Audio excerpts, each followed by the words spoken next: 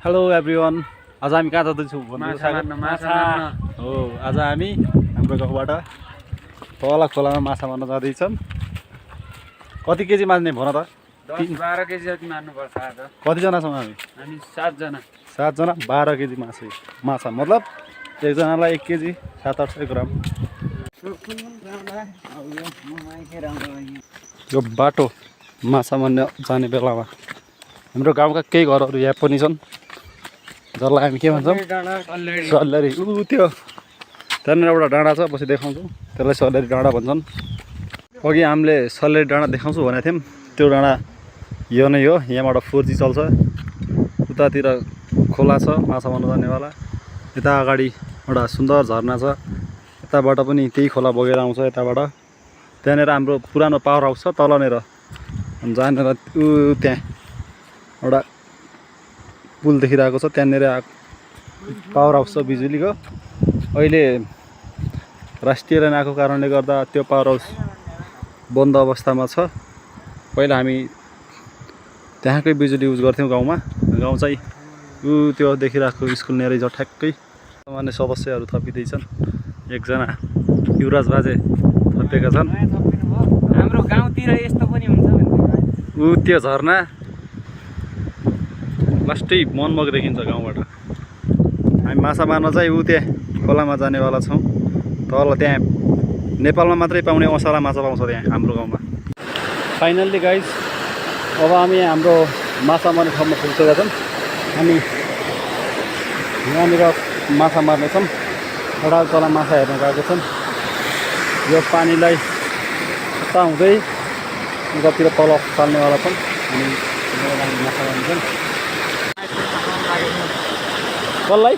त्यहाँ साथीलाई टिप्दा आउँछ रो। ए ल ल ल राजा बिडी तान्दैछन्। हस् त हावा फालिदिनु बाजे खै स्टाइलमा नाकबाट। केटीपट्टि नै स्टाइल बाजे यो पहिला। पानीको बाँध बाँधेर सक्ने काम पनि भइसकेको छ। अब हामी माछा मार्नेवाला छौँ। पानी सकिसक्यो। छोटाहरू रेडी अवस्थामा छन् माछा सक्नलाई। टक्क एकजना यता छन्। कति बजे भन्दैछन् टाइम हेरौँ।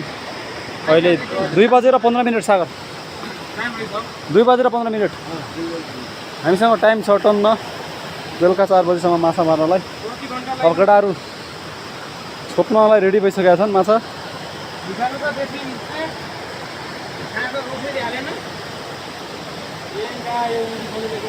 फर्स्ट माछा हो, सो माछा छैन अहिलेसम्म। माछा मार्नलाई रेडी भइसक्यो केटाहरू। सागर एउटा माछा पनि मरा छैन? कहाँ छ खै?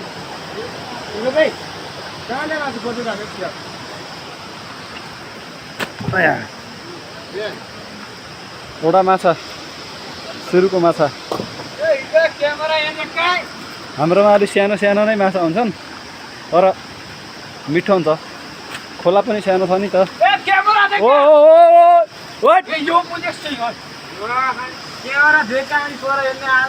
माछा देखियो, एउटा माछा सुरसुर सुरसुर आएर यहाँ उडायो। यी दुईजना होनार मान्छे हुन् क्या हाम्रो गाउँका माछा मार्ने। छोटाहरू समात्नु पऱ्यो है। मलाई त मार्दैनन्।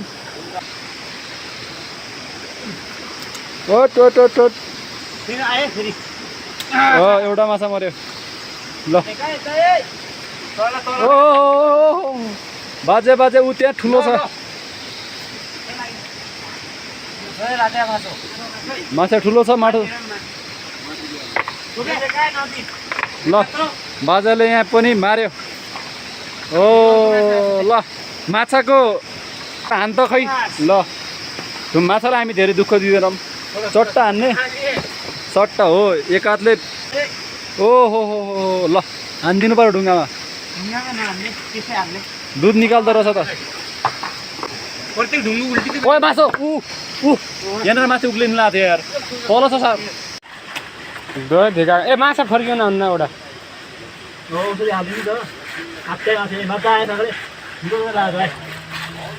छाड हिँड्दै म सब त्यहाँ तैँले छोप्दैन भन्दा हान्न। छोप्दैन बट्टाउनु, छोप्दैन।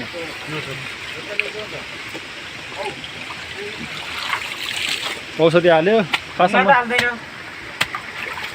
ढुङ्गा त हाल्दैन हो किशोरदेखि हाल्दो भने राखेका छन् के अहिले पर हेर पनि त ल मसला मात्रै हो नि त फेरि मसला माछाको स्वाद नै संसारमा स्वादमै उत्पन्न नपाइने माछाको स्वाद हुन्छ खुल्नु त ल खुल्लिने छ डेङ्गनाले हाल्नु ऊ सकर माथि माथि खाडे कुचल म कुशल बाजा अरू कसलाई म टिप्नु दिँदैन भने जस्तो टिप्न दिएन उसलाई टिपिरहेको त्यही त छ नअटे त ल पुरै दुध निकाल्ला यार सुन्नु बाबा ल के हो जल्लु भयङ्कर काट्नु भने ल अर्को बाहिरिआएको त होइन टिप्नु दिएन ल अर्को एउटालाई रहर लगाइरहेको छ नि त बजा पाण्डे काम भइरहेको छ अब साना साना माछाहरू बाँकी रहेको छ ठुल्ठुला भागिसक्यो अब सबजनाले एक एक भाग उठाउने अनि यिनीहरूमा भर्ने घर जाने